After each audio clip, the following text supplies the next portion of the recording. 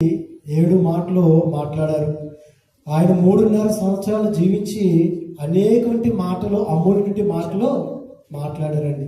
మనము కూడా దేవుని యొక్క సన్నిధిలోనికి వస్తూ కూడా అనేక మంది ద్వారా వాక్యాన్ని మనం వింటాం, కానీ మనం విని ఏం చేస్తామండి? మనం విడిచిపెట్టేస్తామండి.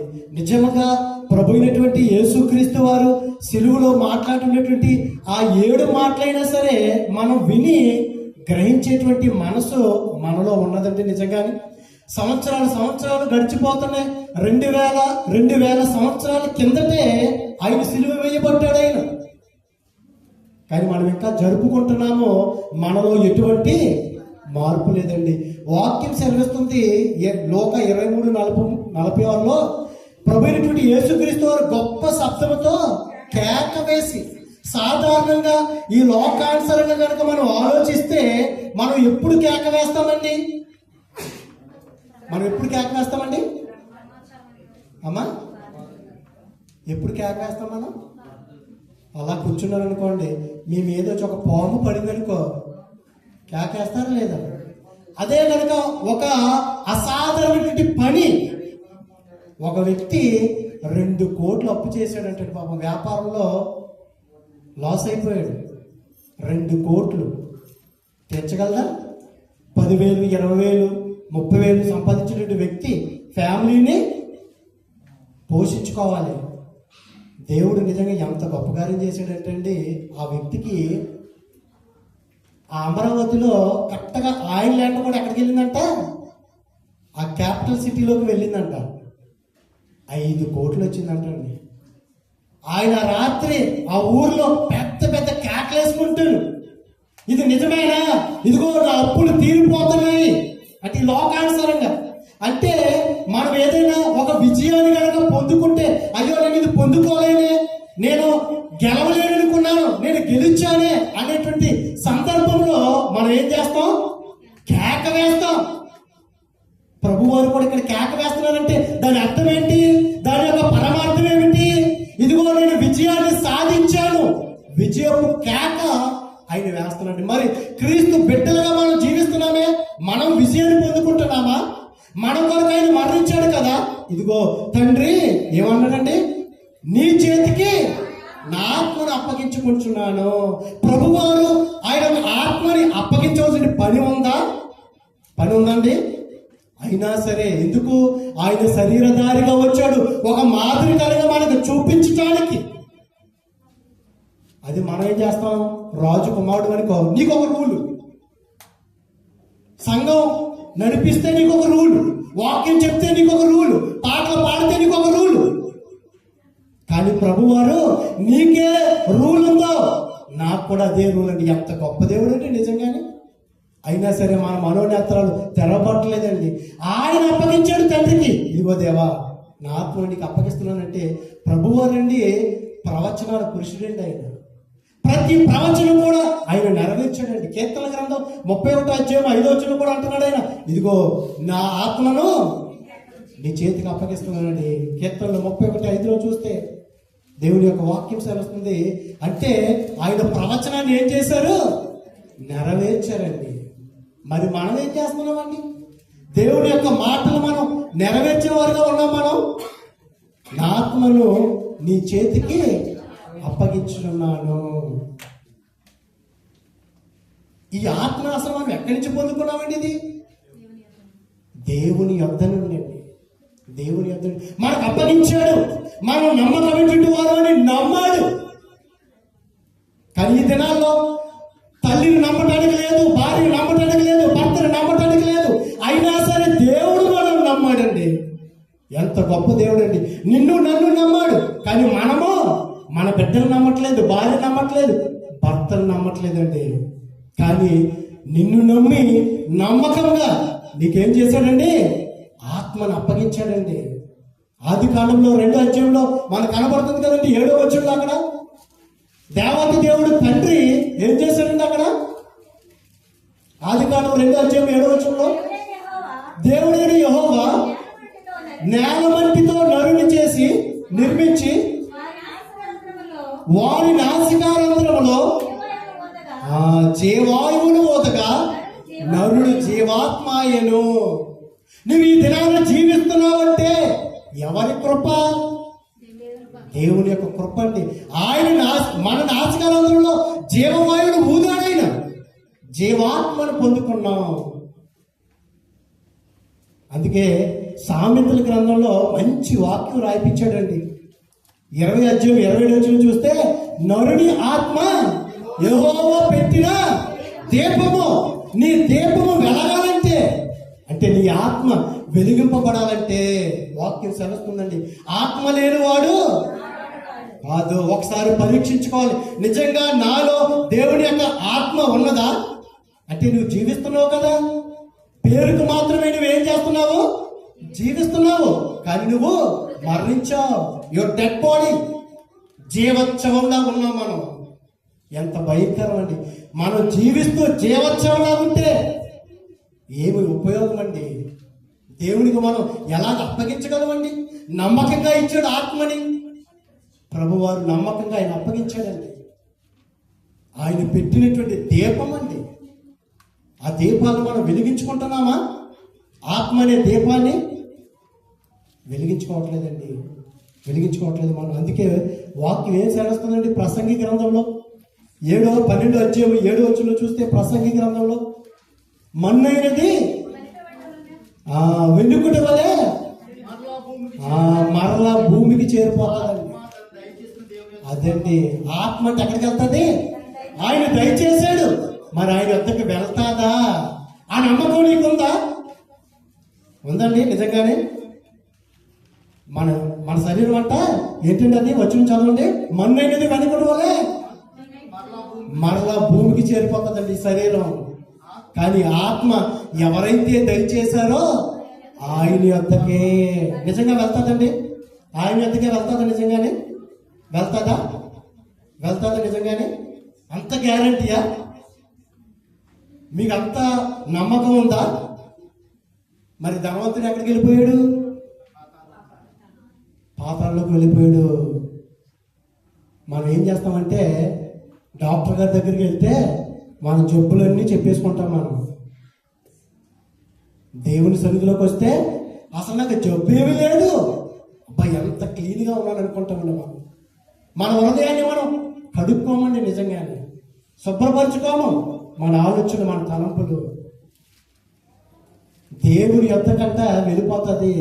ఒకవేళ కనుక ఈ లోకంలో కనుక నువ్వు సక్రమంగా కనుక సత్క్రియలు చేసి నువ్వు జీవించకపోతే అక్కడ అగ్ని ఆరదు, పురుగు చావదండి. డైరెక్ట్ గా ఇంకా దాని నుండి రక్షించడానికే ప్రభువారు రెండవ మరణం నుంచి రక్షించడానికే ఆయన ఈ భూమి మీదకు వచ్చాడండి ఆయన. కానీ మనం నేర్చుకోవట్లేదండి. ఏదో వస్తున్నామో, కూర్చుంటున్నామో, వెళ్ళిపోతున్నామండి. సమాధానం చెప్పాలండి. దేవుని యొక్క వాక్యం సెలవుస్తుంది. అందుకేనంటే మనం ఎవరికి భయపడాలంటండి? ఎవరికి భయపడాలి? అయ్యి బాబోయ్, నిజం చెప్పండి, మీ హృదయం నుంచి చెప్పండి, దేవుడికి నిజంగానే భయపడుతున్నామండి బ్రదర్స్? మనం నిజంగానే దేవుడికి భయపడుతున్నామా? దేవుని యొక్క వాక్యం చెప్తుంది, నీవు జీవము గల దేవుడి సంఘంలో ఉన్నప్పుడు ఎలా ఉండాలంటే జనులు చాలా జాగ్రత్తగా ఉండాలంట. ముందు సేవకుని నేర్చుకోవాలంట. పౌలు గారు చెప్తున్నారు తిమోతి, జీవము గల దేవుడి సంఘంలో జనులు ఎలాగో ప్రవర్తించాలో ముందు నువ్వు ప్రవర్తించు, అప్పుడు నిన్ను చూసి వారు ప్రవర్తిస్తారు. నిజంగా ప్రవర్తిస్తున్నారండి? అనుకరిస్తున్నామా? లేదండి, వస్తున్నాము, ఏదో పెడుతున్నాం, ఏదో పెడుతున్నారు, పలహారాలు తినేసి అయిపోయిందండి. కాదండి, ఇదే చివరి క్షణం అయితే నిజంగా నువ్వు దేవుడికి నీ ఆత్మను అప్పగించగలవండి. మనం ఏమనుకున్నామంటే, కొరింథీయులకు రాసిన పత్రికలో 15:19 ఇదే జీవితకాలం మట్టుకి ఏమైనా ఉన్నదండి వాక్యం, ఈ జీవితకాలం మట్టుకే ప్రభువు నందు నీవు నిరీక్షించినట్లయితే మనుషులందరికంటే నువ్వేమైపోతావు? దౌర్భాగ్యురాలు అయిపోతావు. ఇదే జీవితం అయ్యా, ఇల్లు కట్టుకోలేదయ్యా, పెళ్లి చేసుకోలేదయ్యా, సంపాదించుకోలేదయ్యా, నీ నిరీక్షణ అదే. ఇంకా అయ్యో ప్రభువా, నేను ఈ భూమి మీదకి వచ్చానయ్యా, ఇదిగో నాకు ఆత్మను దయచేసావయ్యా, ఇదిగో నువ్వు ఇచ్చినటువంటి ఆత్మని నేను కూడా నమ్మకం పెట్టేవాడిగా నీకు నేను అప్పగించాలి ప్రభువా. దేవునికి భయపడాలంటండి. దేవుడికి నిజంగా మనం భయపడుతున్నామా ఈ దినాన్ని? దేవుడు అంటే నీకు లెక్కలేదు, అన్ని భయమే. ఈ లోకంలో అది చూస్తే నీకు అన్ని భయపడతావు, అన్నింటికి నువ్వు భయపడతావు. డబ్బు లేకపోతే భయపడతావు, ఆరోగ్యం లేకపోతే నువ్వు భయపడతావు, ఆహారం లేకపోతే భయపడతావు. దేవుడే కదా నీవన్నీ కూడా దయచేశాడు. దేవుడికి తప్ప అన్నిటికీ నువ్వు భయపడుతున్నావు. నిజంగా మనం దౌర్భాగ్యం అండి. ఎంతకాలం వాక్యం విన్నా సరే మన మనోనేత్రాలు తెరవట్లేదండి. మనం పరలోక రాజ్యం అండి, అనిత్య జీవము, నిత్యము కూడానండి. అందుకే పౌలు గారు ఏమన్నారండి? బ్రతుకుట క్రీస్తే. మనం అంటామంట మాట, అయిపోయి ప్రభువా ఒక్క 2 సంవత్సరాలు నాకు ఉద్యోగం పోయిందండి. ఒక 3 సంవత్సరాల కిందట మంచి ఉద్యోగం, జీతం తక్కువైనా ఏ పనైనా సరే మంచి ఉద్యోగం, నిజంగా జీతం టైం టు టైం వచ్చేసి.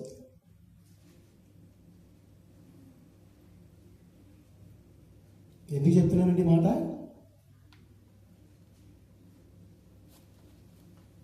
ఏ సందర్భంలో వచ్చింది ఈ మాట? ఇప్పుడు దేవునికి స్తోత్రం. మంచి ఉద్యోగం చేస్తుంటే ఉద్యోగం ఏమైపోయిందండి? పోయిందండి. 2-3 సంవత్సరాలు చేసేటప్పటికి ఉద్యోగం పోయింది. ఉద్యోగం పోతే మనకు సంతోషంగా ఉంటుందండి? భయమే కదండి. అంటే ఉద్యోగం పోయినా సరే మనకి భయం అండి. కానీ దేవుడు అంటే మనం భయపడలేదండి. అందుకే చూడండి, మత్తయి సువార్తలో 10:28 చూస్తే మనం ఎవరికి భయపడాలంట? మనం ఎవరికి భయపడుతున్నామో, ఎవరికి భయపడలేదో పరిశుద్ధాత్ముడు రాయిపించాడండి. నిజంగా మన కోసమేనండి. ఏంటండి? మరియు ఆత్మను చంపనేరక దేవునే చంపు వారికి అసలు భయపడద్దు. మనం అంతా ఆపోజిట్ అండి. మనం ఆపోజిట్. ఆత్మను చంపనేరక దేవునే చంపు వారికి భయపడద్దు. ఆత్మను దేవుడు భయపడాలండి. మన ఆత్మని, మన దేహాన్ని నరకాగ్నిలోకి వెళ్ళిపోయామనుకోండి, ఆయనకి భయపడాలి.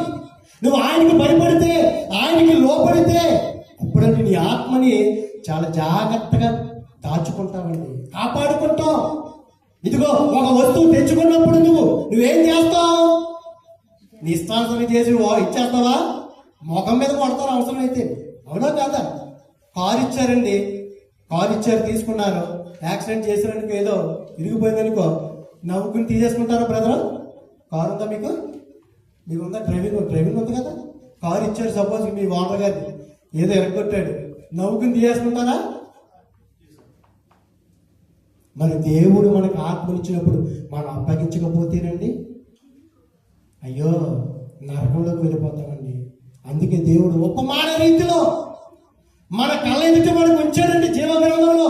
అయ్యో ఇదన్నా చూసి మీరు నేర్చుకోండి, ఈ ఉపమానాలను చూసి తెలుసుకుంటారు మీరు అంటున్నాడంటే, మనం ఇంకా కూడా మనుషులకు భయపడుతున్నాము, మనకు వచ్చినట్టు శ్రమలకు భయపడుతున్నాం, కానీ దేవునికి భయపడలేదండి.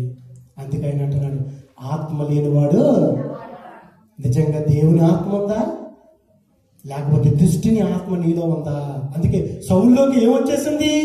దేవుని యొక్క నుండే దురాత్మ వచ్చేసి దేవుని యొక్క ఆత్మ వెళ్ళిపోయింది. మనలో కూడా దురాత్మలు ఉంటే కళ్ళు ఏమైపోతున్నాయి? నెత్తికెక్కిపోయి పాపం చిన్న పిల్లలని లేరు, పెద్దవాళ్ళని లేరు, తల్లిని లేదు, అక్కని లేదు, చెల్లెని లేదు. మరి ప్రభువారు మన పాపం కోసమే కదండి మరణించాడే.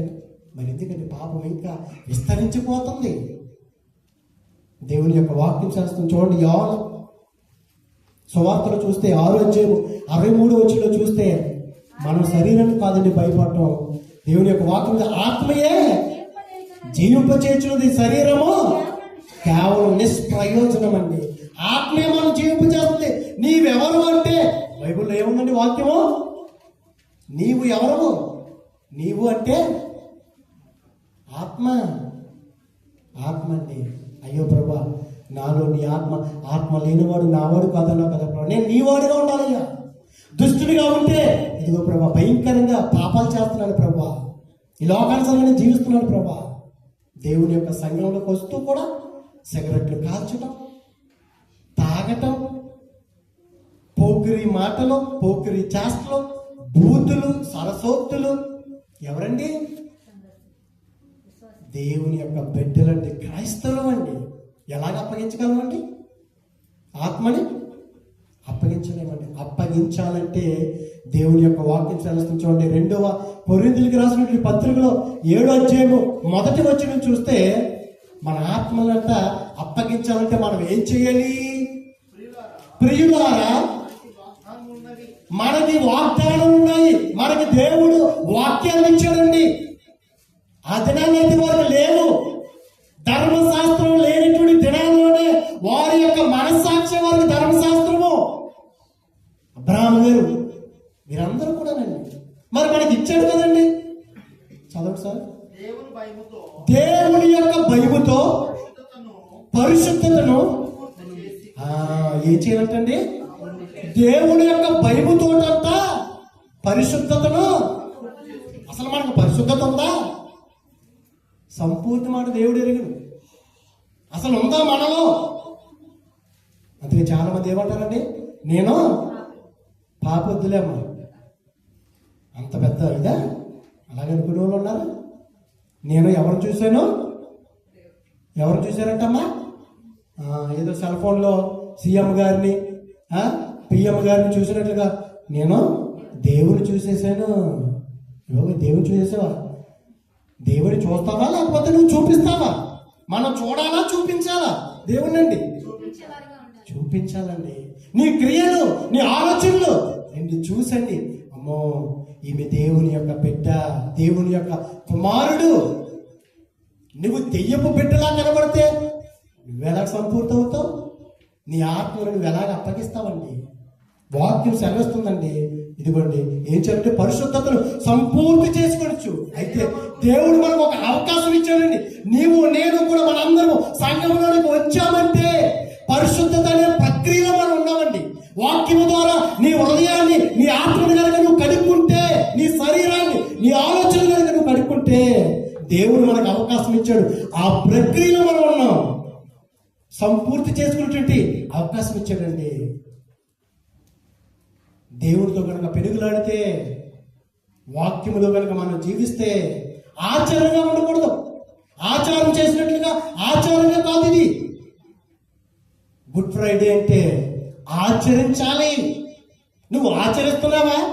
ఏదో ఆచారం, ఏదో ప్రతి సంవత్సరం ఏప్రిల్ నెలలో వస్తుంది కదా, తెల్ల బట్టలు వేసుకుంటాం, నాకులాగా కూర్చుంటాం, చెప్తాం. సరిపోతుంది అంటారు మనకి? మనలో మార్పు రాకుండా ఎంతమంది సేవకులు ఎన్ని అమూల్యమైనటువంటి సంగతులు చెప్తున్నా సరే మన మనోనేత్రాలు తెరవబట్టలేదండి. కానీ దేవుడి దినాన్న నీకు నాకు మనందరికి అవకాశం ఇచ్చాడు. ఇదిగోండి పరిశుద్ధతలో సంపూర్ణ అలవాటానికంట మనం ఏం చేయాలంటండి? చదవండి బ్రదర్. సంపూర్తి చేసుకోవచ్చు శరీరమునకును ఆత్మనకును కలిగినటువంటి కల్మషం, ఏవైతే మలినాలను అంటించుకున్నావో, ఏ మురికైతే పాపం అనే మురుకు, అది నీకే తెలియాలి. బూతులనే మురుకుందా? మోహపు చూపులనే మురికుందా నీకు? ఏ మురికుందా ఒకసారి నిన్ను నువ్వే పరీక్షించుకో. అది కనుక ఈ దినాన కనుక నువ్వు కడుక్కున్నట్లయితే నీ శరీరానికి పట్టింది, నీ ఆత్మకు పట్టింది. నువ్వు కడుక్కుంటే వాక్యము ద్వారా, వాక్యం అనే పాల ద్వారా నువ్వు కడుక్కుంటే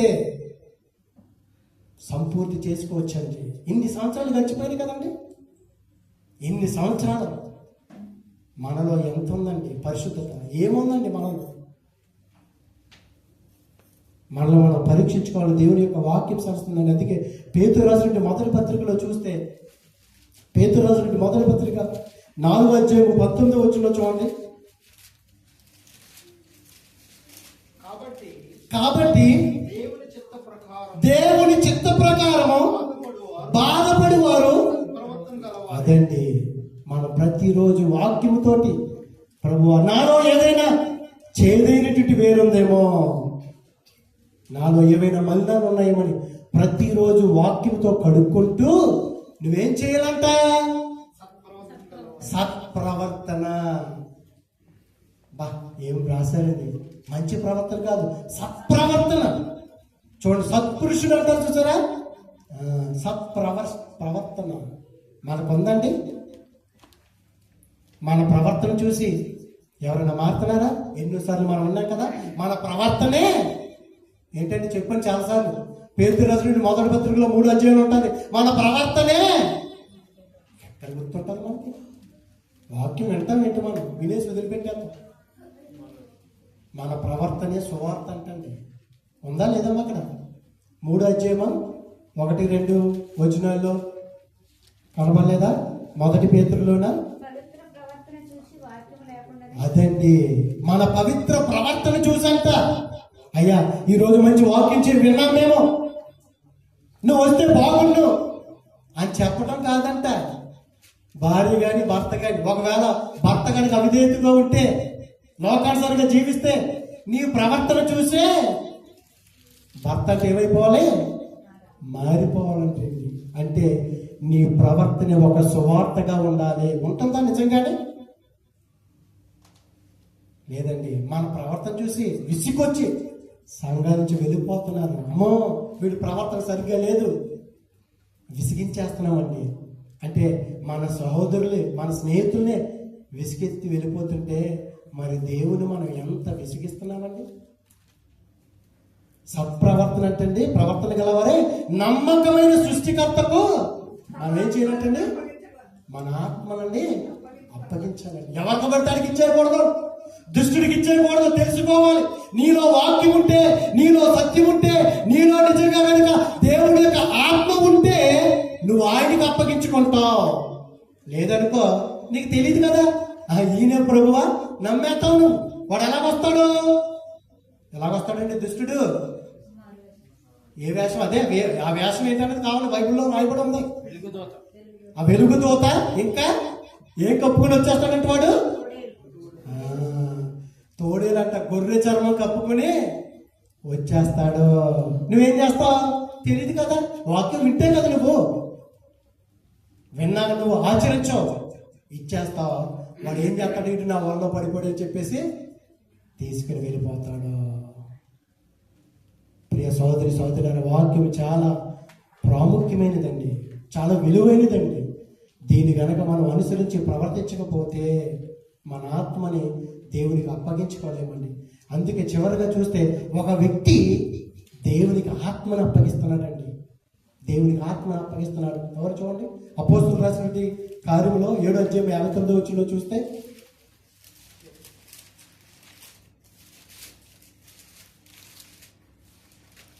అపోస్తుల కార్యములు ప్రభువును గూర్చి మొరపెట్టుచు, యేసు ప్రభువా నా ఆత్మను చేర్చుకోమని స్టీఫెను పలుకుతున్నాడండి. ప్రభువా నా ఆత్మను చేర్చుకోను. ఎంత ధైర్యంగా ఆయన చేర్చుకోమని అడుగుతున్నాడు. మనం అడగగలమండి? ఎవరైనా ఇచ్చారని కూడా, ఒక వస్తువు సరిగ్గా ఉండదు, ఒకసారి ఇచ్చారు, 2 సార్లు, సిగ్గుందా లేదా నీకు అడగటానికి అని అంటాం మనం. అవునా కదా? మరి దేవుని ఎదుటండి, ఇదిగో యేసు ప్రభువా నా ఆత్మను చేర్చుకో. ఈ క్షణాన మనం కూడా ప్రభువా, ఇదే కనుక చివరి క్షణం అయిపోతే, నాకు ఇదే జీవితం కాదు కదా ప్రభువా, నాకు మరొక జీవితం ఉంది కదా, నేను నీతో ప్రభు అక్కడ ఇదిగో మరణిస్తే బ్రతుకుట క్రీస్తే. ఒకవేళ నేను బ్రతుకున్నానా, క్రీస్తుకు సాక్షిగా నేను ఉంటాను. అందుకే మొన్న చక్కగా పరిచయం చేసిన నిజంగా దిలీప్ బ్రదర్, మేము కొన్ని నిజంగా దేవుడి యొక్క వాక్యాలు మేము ధ్యానిస్తున్నటువంటి సమయంలో ఎన్నో లోతైనటువంటి సత్యాలు ఉంటాయి. నిజంగా 5 నిమిషాల్లో ముగించేస్తాను. నిజంగా దేవుడు ఎంత గొప్ప దేవుడు ఏంటండి. నిజంగా మనం సాతానుతోటి యుద్ధం చేస్తున్నామండి, మనం సాతానుతోటి పోరాడుతున్నామండి, మనం లేదా? ఒక జబ్బు వచ్చింది, అది ఎవరు కలిగించింది? సాతానుడు. అదే డబ్బు వచ్చింది, ఎవరు కలిగించింది? దేవుడు మనం అవులే కదా మనం మాట్లాడేది. మనకి లాభం కలిగితేనేమో దేవుడు, నష్టం కలిగితే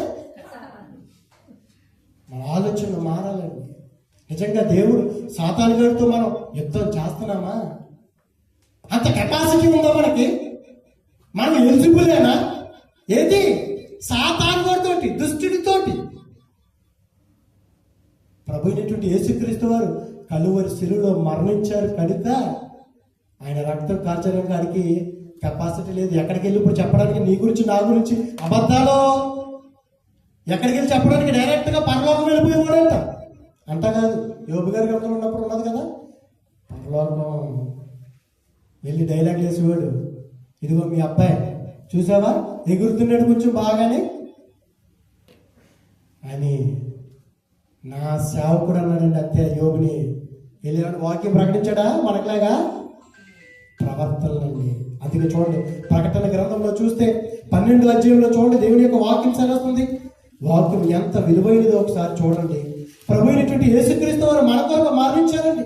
మనం మరలా ఆయన్ని సిలువ వేసేవారిగా ఉండకూడదండి. ఆయన్ని సాతానుతో యుద్ధం చేయకపోతే 11వ అధ్యాయం చూడండి ఒకసారి. ప్రకటన గ్రంథము 12వ అధ్యాయం అండి, 11 కాదు, అదే చదవండి, 17 వచనం. అంతటా పరలోకమందు ఎక్కడండి? 12:17 అండి. అందుచేత ఘట సర్పము ఆగ్రహము తెచ్చుకొని దేవుని ఆజ్ఞలు గైకొనుచు యేసును గూర్చి సాక్ష్యం ఇచ్చుచు ఉన్నవారైనా ఆమె సంతానముతో శేషించిన వారితో యుద్ధము చేయుటకై బయలువెడలి. అదండి సాతాను అంట ఎవరితో యుద్ధం చేయడానికి బయలుదేరి నిలబడ్డాడంట. రండ్రా ఎవరు వస్తావు నేను చూస్తాను అన్నాడంట సాతానుడు. దావీదు గారిలో మనం అనగలమా? కుక్కవరా నువ్వు, సాతాను గారు అనగలమా మనం? బ్రదర్స్ 5 నిమిషాల్లో ముగించేస్తాను. మనం అనగలమండి? సాతాను గారే నువ్వు కుక్కవరా, ఇదిగో నా కాళ్ళ కింద నేను చితకదొక్కేస్తాను సాతాను గారు అనగలమా మనం? అనలేమండి. వాడు వల్ల పడిపోతాం కదా మనం. తిండి వలేస్తాడు. ఒక పూట కూటి కోసం ఎవడు పడిపోయాడు? యాసావు పడిపోయాడండి. అమ్మేసుకున్నాడు జాస్తత్వాన్ని పూట కూటి కోసం. ఏం బ్రతుకులండి మన బ్రతుకులు. చిన్న చిన్న కారణాలకి పిల్లలు చంపేస్తున్నారు. భయంకరం అండి. అది నిన్న మొన్న ఎవరు చెప్తున్నారండి, టీవీ సౌండ్ అమ్మ తగ్గించు అన్నట్టు భర్త. భార్య ఏం చేసింది? ఎంత భయంకరం అండి. ఎటువంటి దినాల్లో మనం జీవిస్తున్నాము. ఇదిగోండి ఈ యొక్క ఆ ఘట సర్పం అంట ఆగ్రహం తెచ్చుకుని రంట్రా ఎవరు వస్తాడో చూస్తాను. మనకి ధైర్యం ఉందండి. వాక్యం నీలో ఉంటే, దేవుడి యొక్క ఆత్మ నీలో ఉంటే రమ్మని పిలుస్తాం మనం. లేదనుకో, నీకు ఏదైనా ఒక శ్రమ వచ్చిందా భయపడిపోతామండి. నువ్వు ఎన్ని శ్రమలు వచ్చినా దేవుడు నీ చిత్తం ప్రకారం మనం జీవిస్తాం. దేవుడు కనుక దేవుడికి ఆత్మ నీలో లేదనుకోండి వణికిపోతావు, వణికించేస్తాడు. ఎలా తిరుగుతున్నాడంటే వాడు ఎవరిని మిరింగిద్దామా. ఇక్కడ వాక్యం రాయబడిందండి. ఈ ఘట సర్పము ఎవరితో యుద్ధం చేస్తాడంట? మంచి సాక్ష్యం ఉన్నవారితోటి, ఆజ్ఞలు పాటించే వారితోటేనంటండి. నిజంగా ఆజ్ఞలు మనం పాటిస్తున్నామా? 9 పాటిస్తే పర్వాలేదు, ఏమవ్వదులే. చిన్న అబద్ధమే కదా, చిన్న అబద్ధమే. దేవుని యొక్క దృష్టిలో చిన్నదైనా పెద్దదైనా నువ్వనుకుంటావు, నేను అనుకుంటాను. అది దేవుడు కాదండి. సాతాను గడు అంటండి, ఎవరైతే యోబు గారు లాంటి వాళ్ళతో యుద్ధం చేస్తుంది. ఎవరు గెలిచారండి? యోబు గారికి మంచి సాక్ష్యం ఉంది. యోబు గారు ఆజ్ఞలు పాటిస్తున్నాడు, యథార్థంగా జీవిస్తున్నాడు. ఎంత మంచి సర్టిఫికెట్ ఉందండి. నీతిమంతుడండి ఆయన. చెడుతనాన్ని విసర్జించినటువంటి వాడు. నువ్వు మన హృదయాల్లో దాచుకుంటామండి మన చెడుతనాన్ని. కంపు కొడుతున్నామండి మనం. అందుకే మలినం ఉంది మనలో. దాన్ని కడుక్కుంటే వాక్యము ద్వారా మనం సంపూర్ణంగా పరిశుద్ధం అవుతామండి. మన శరీరం, మన యొక్క ఆత్మని కడుక్కుంటే మనం యుద్ధం చేయాలంటే, ఇదిగో మనలో వాక్యము లేకపోతే సాతాను కూడా మనల్ని వేసేస్తాడండి. అంతేకాదు క్రీస్తుని మనం ఏం చేస్తామో మరలా ఆయన శరీరధారిగా మానవ స్వరూపాన్ని ధరించుకొని మానవుడిగా వచ్చాడు ఆయన.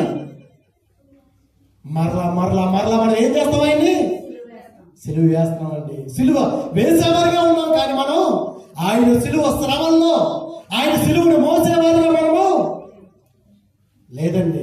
సిలువ వేస్తున్నాం. నీ పనులు బట్టి, నీ క్రియలు బట్టి, నీ మాటలు బట్టి ఆయనకు బాధ కలిగింది. ఆయన ప్రక్కలో బల్లితో పొడిస్తే ఆయనకి బాధ కలగలేదండి. ఆయన యొక్క చేతుల్లో మేకలు గుచ్చితే ఆయనకి బాధ కలగలేదు.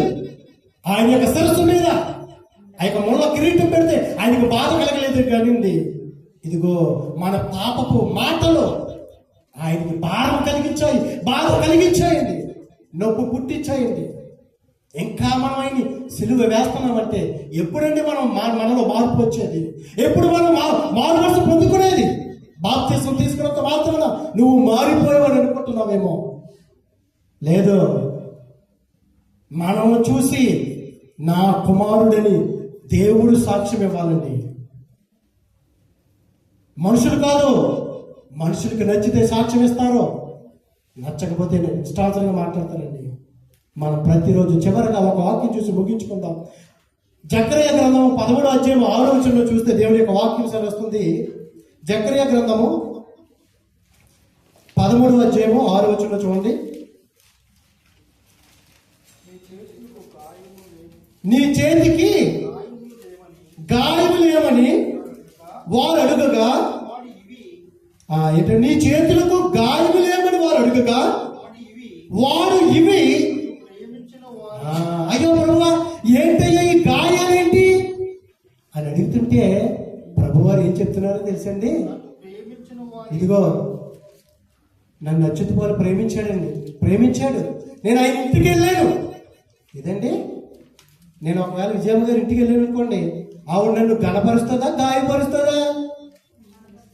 బ్రదర్, అర్థమైన మాట?